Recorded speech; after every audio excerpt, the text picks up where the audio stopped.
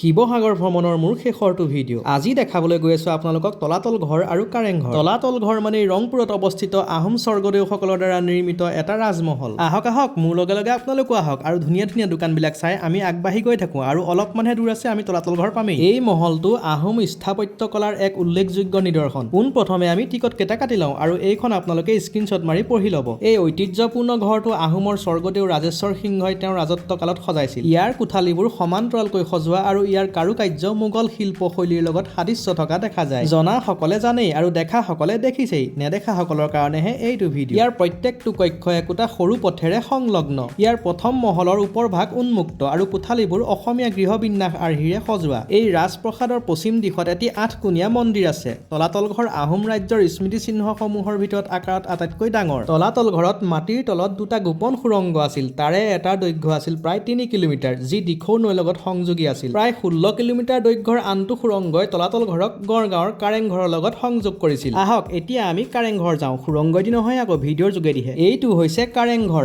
আহোম চাওফাসকলৰ দ্বাৰা নিৰ্মিত এটা পিৰামিড আকৃতিৰ ৰাজমহল। শিৱসাগৰ টাউনৰ পৰা 15 কিলোমিটাৰ আঁতৰত মানে গড়গাঁৱত অৱস্থিত। ভাইটিটোৱে বাট দেখুৱাই নি আছে আৰু মই তাৰ পাছে পাছে গৈ আছো আৰু মোৰ পাছে পাছে আপোনালোক আহি থাকক। এই কাৰেংঘৰটো স্বৰ্গদেউ চুক্লেংমুঙে নিৰ্মাণ কৰিছিল। তাৰ পাছত প্ৰমত্ত সিংহই ইয়াক ইটাৰে নিৰ্মাণ কৰে। জনামতে 1752 চনত কাৰেংঘৰটো বৰ বেয়াকৈ ক্ষতি হয়, সেয়ে আহোম স্বৰ্গদেউ ৰাজেশ্বৰ সিংহই ইয়াক পুনৰ নিৰ্মাণ কৰায়। ইয়াত প্ৰৱেশ কৰিবৰ বাবে 4খন দুৱাৰ আছে। দুৱাৰ কেইখনক সিংহ দুৱাৰ বুলি কোৱা হয়। আপোনালোকৰ মৰমৰ চাই বয়ে আজি তামাম জ্ঞান দি আছে আৰু আপোনালোকক মাতি আছে, আহক আহক কাৰেংঘৰ চাই যাওকহি। যিমানখিনি পাৰো আপোনালোকক ইনফৰমেশ্যন দিবলৈ চেষ্টা কৰিলো, ভুল হলে আঙুলিয়াই দিব।